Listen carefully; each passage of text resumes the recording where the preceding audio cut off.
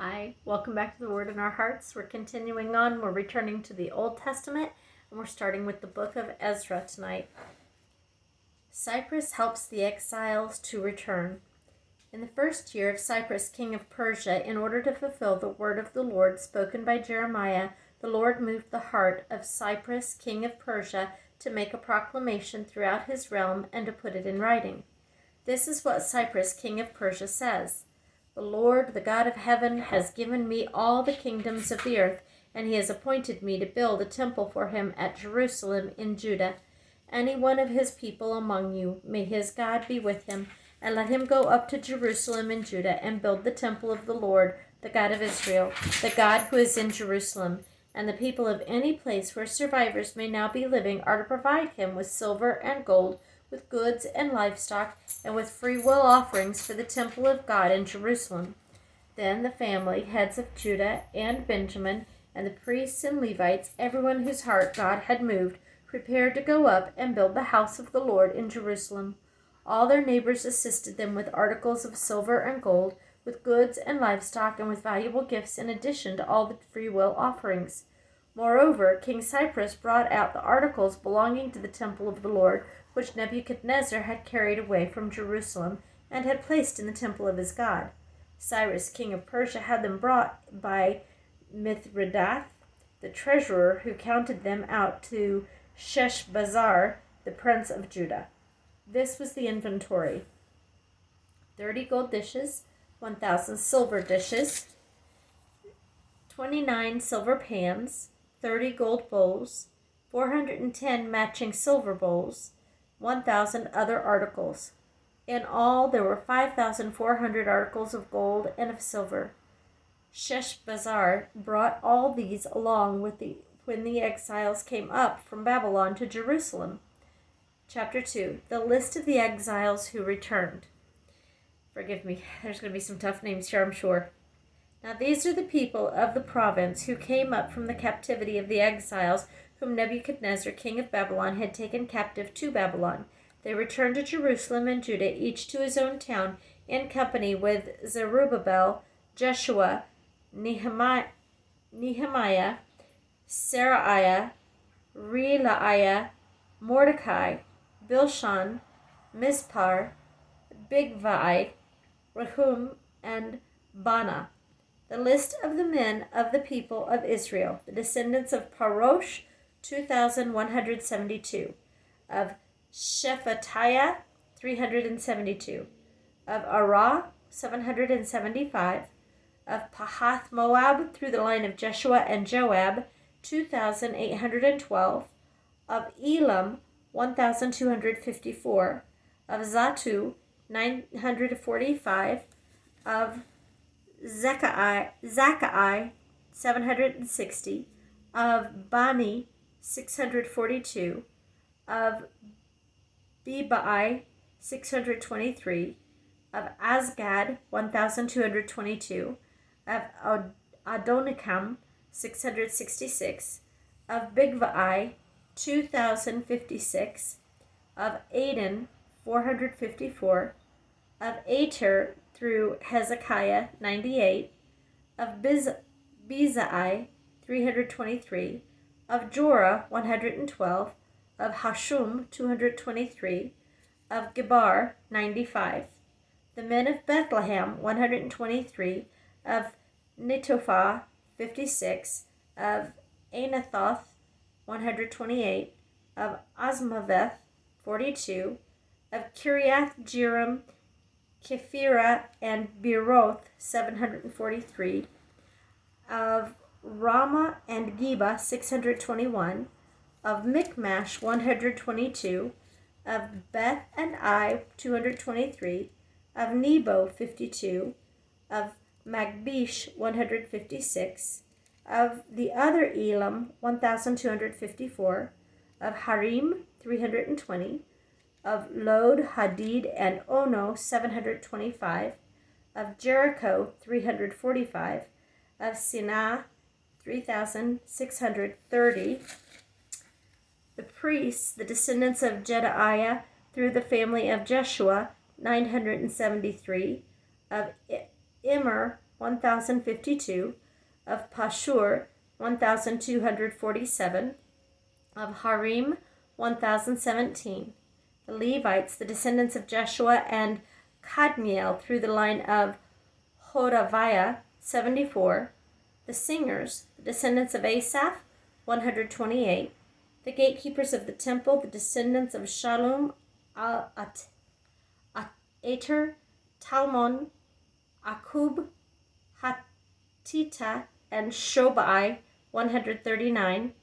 The temple servants, the descendants of Ziha, Hasufa, Tabaoth, Keros, Siaha, Pedon, Lebanah, Hagabah, Akub, Hagab, Shalmai, Hanan, Gidel, Gahar, Reaiah, Rezin, Nekoda, Gazam, Uzzah, Pasea, Besai, Asna, Meunim, Nafusim, Bakbuk, Hakufa, Harhur, Bazluth, Mahida, Harsha, Barkos, Sisera, Tema, Neziah, Hatifa.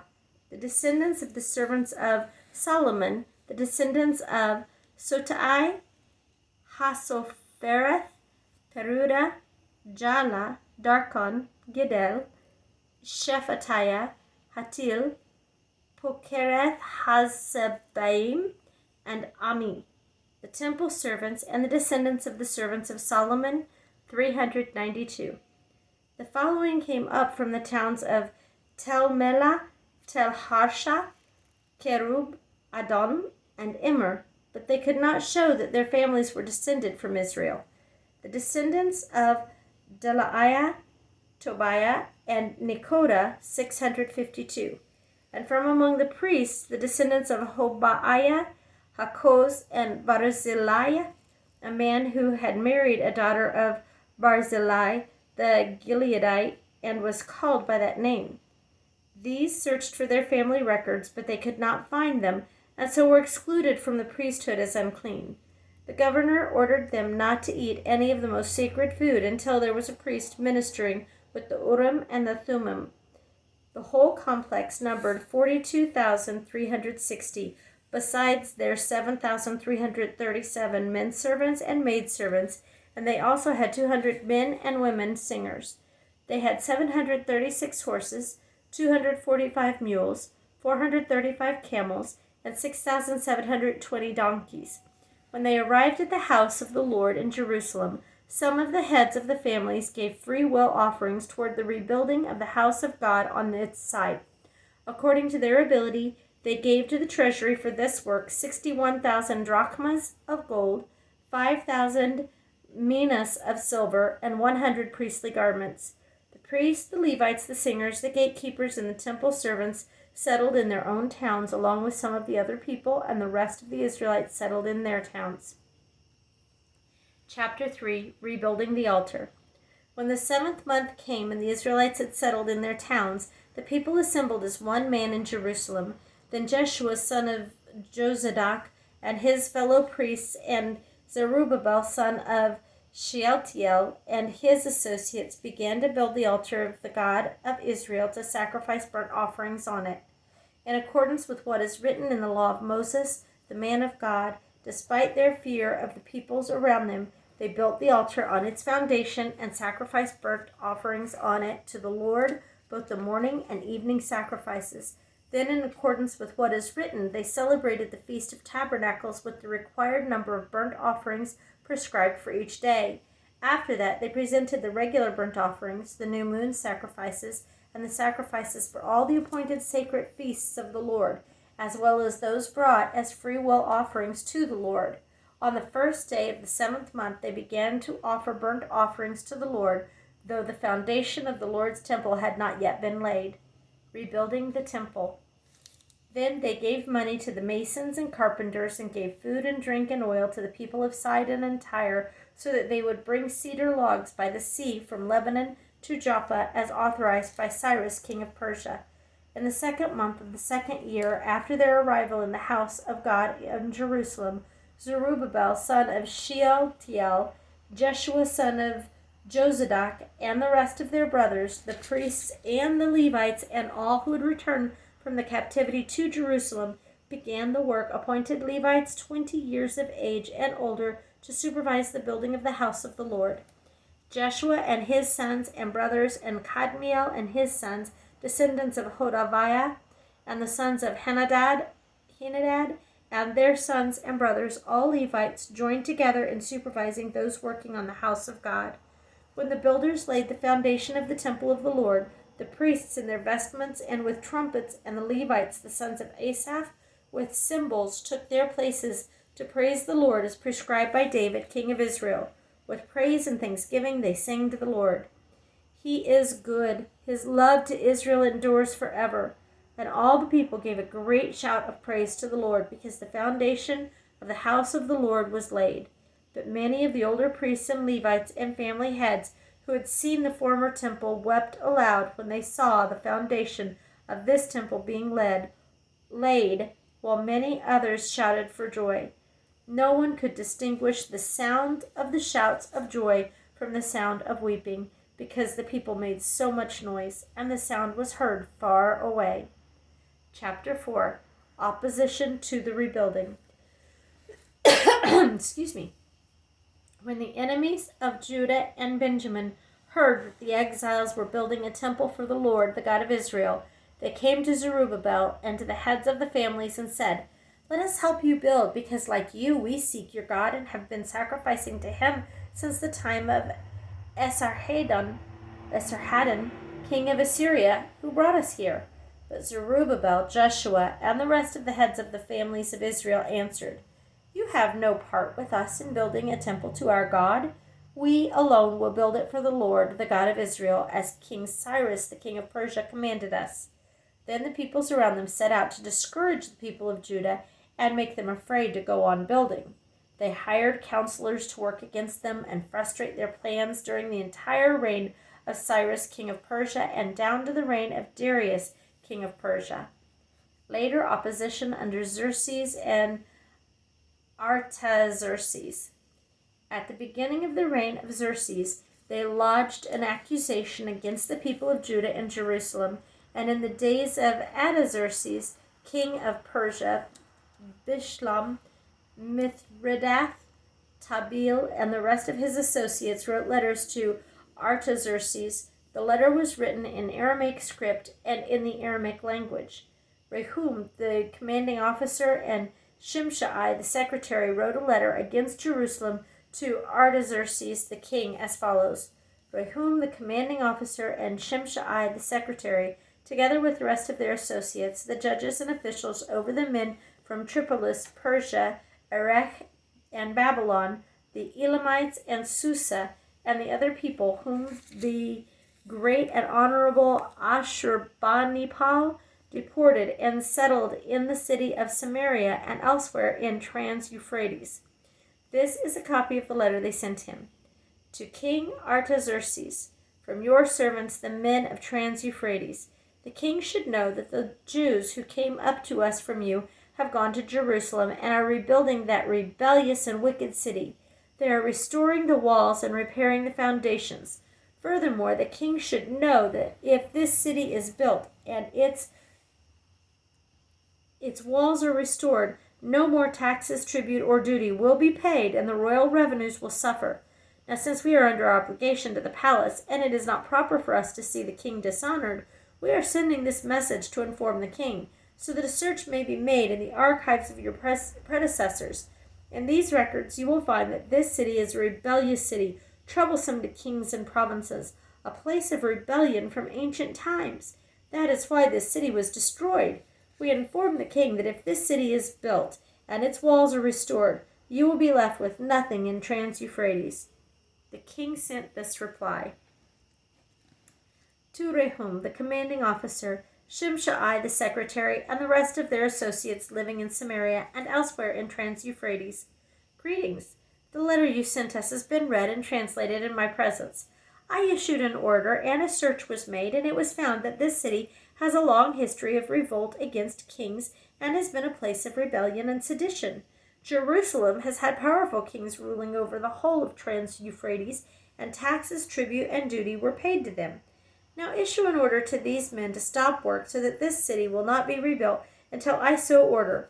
Be careful not to neglect this matter. Why let this threat grow to the detriment of the royal interests?"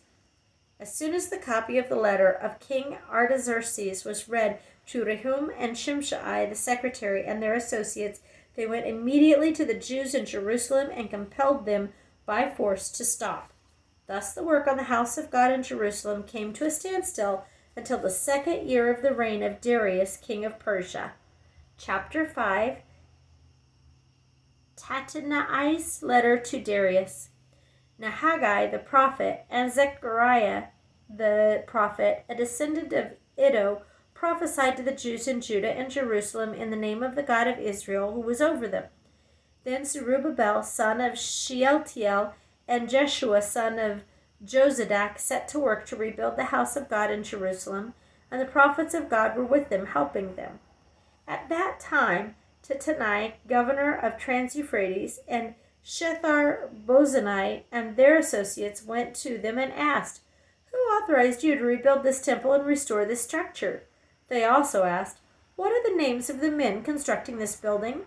But the eye of their God was watching over the elders of the Jews, and they were not stopped until a report could go to Darius and his written reply be received. This is a copy of the letter that Tattenai, governor of Trans-Euphrates, and Shethar-Bozenai and their associates, the officials of Trans-Euphrates, sent to King Darius. The report they sent him read as follows. To King Darius, cordial greetings. The king should know that we went to the district of Judah to the temple of the great God. The people are building it with large stones and placing timbers in the walls. The work is being carried on with diligence and is making rapid progress under their direction. We questioned the elders and asked them, "Who authorized you to rebuild this temple and restore this structure?" We also asked them their names so that we could write down the names of their leaders for your information. This was the answer they gave us. "We are the servants of the God of heaven and earth, and we are rebuilding the temple that was built many years ago, one that a great king of Israel built and finished. But because our fathers angered the God of heaven, he handed them over to Nebuchadnezzar the Chaldean, king of Babylon, who destroyed this temple and deported the people to Babylon. However, in the 1st year of Cyrus, king of Babylon, King Cyrus issued a decree to rebuild this house of God. He even removed from the temple of Babylon the gold and silver articles from the house of God, which Nebuchadnezzar had taken from the temple in Jerusalem and brought to the temple in Babylon. Then King Cyrus gave them to a man named Sheshbazzar, whom he had appointed governor. And he told him, "Take these articles and go and deposit them in the temple in Jerusalem, and rebuild the house of God on this site." So this Sheshbazzar came and laid the foundations of the house of God in Jerusalem. From that day to the present it has been under construction, but is not yet finished. Now if it pleases the king, let a search be made in the royal archives of Babylon to see if King Cyrus did in fact issue a decree to rebuild this house of God in Jerusalem.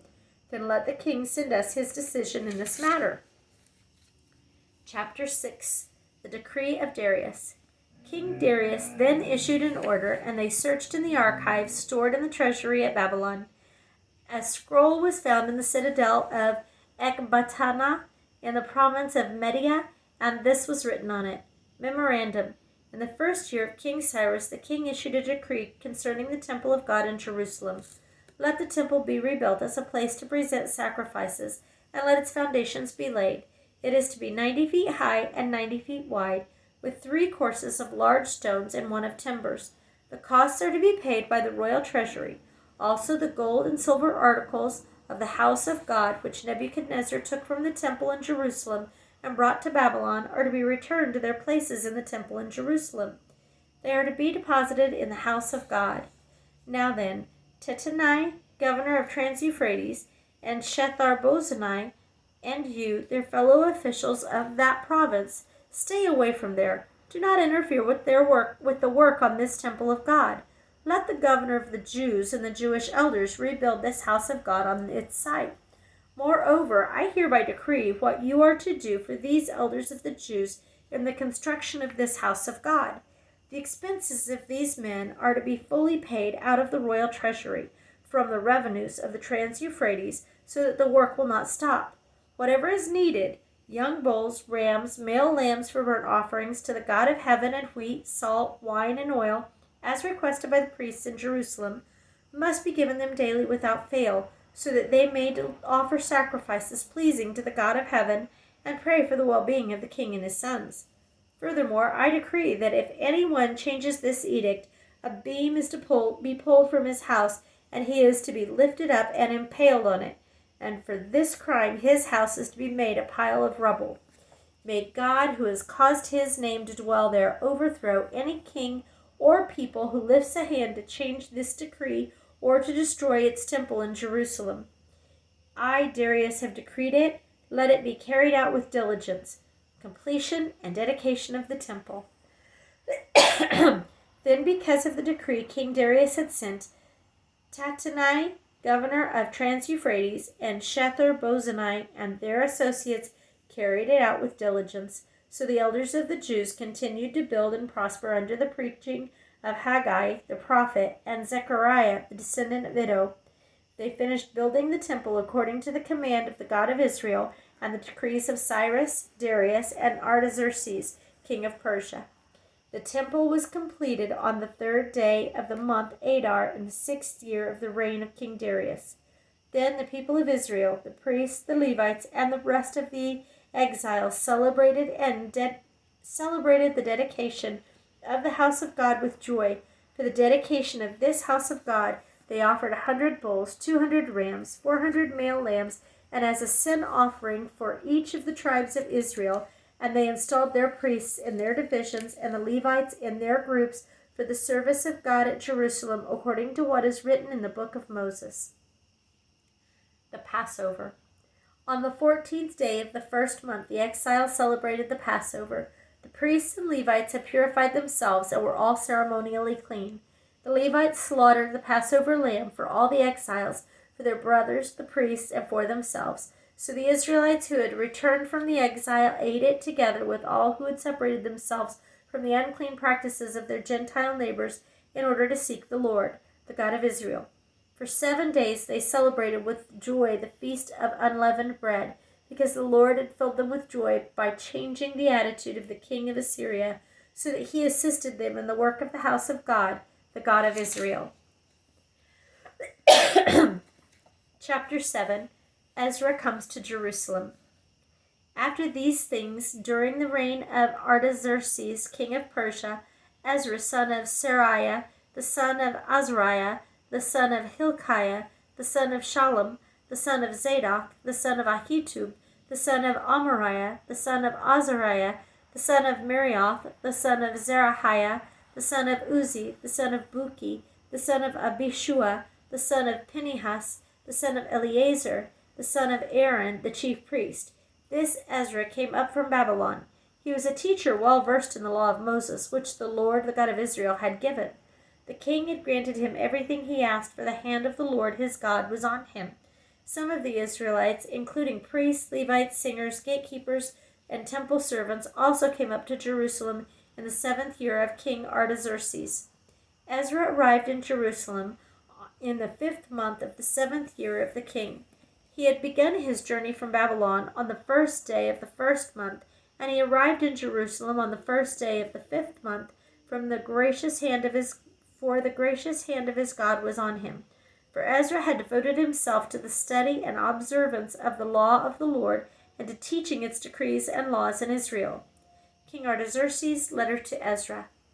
This is a copy of the letter King Artaxerxes had given Ezra the priest and teacher, a man learned in matters concerning the commands and decrees of the Lord for Israel. Artaxerxes, king of kings, to Ezra the priest, a teacher of the law of the God of heaven. Greetings. Now I decree that any of the Israelites in my kingdom, including priests and Levites, who wish to go to Jerusalem with you may go. You are sent by the king and his 7 advisers to inquire about Judah and Jerusalem with regard to the law of your God, which is in your hand. Moreover, you are to take with you the silver and gold that the king and his advisers have freely given to the God of Israel, whose dwelling is in Jerusalem. Together with all the silver and gold you may obtain from the province of Babylon, as well as the freewill offerings of the people and priests for the temple of their God in Jerusalem. With this money be sure to buy bulls, rams, and male lambs, together with their grain offerings and drink offerings, and sacrifice them on the altar of the temple of your God in Jerusalem. You and your brother Jews may then do whatever seems best with the rest of the silver and gold in accordance with the will of your God. Deliver to the God of Jerusalem all the articles entrusted to you for worship in the temple of your God, and anything else needed for the temple of your God that you may have occasion to supply, you may provide from the royal treasury. Now I, King Artaxerxes, order all the treasurers of Trans-Euphrates to provide with diligence whatever Ezra the priest, a teacher of the law of the God of heaven, may ask of you, up to 100 talents of silver, 100 cors of wheat, 100 baths of wine, 100 baths of olive oil, and salt without limit. Whatever the God of heaven has prescribed, let it be done with diligence for the temple of the God of heaven. Why should there be wrath against the realms of the king and his sons? You are also to know that you have no authority to impose taxes, tribute, or duty on any of the priests, Levites, singers, gatekeepers, temple servants, or other workers at this house of God.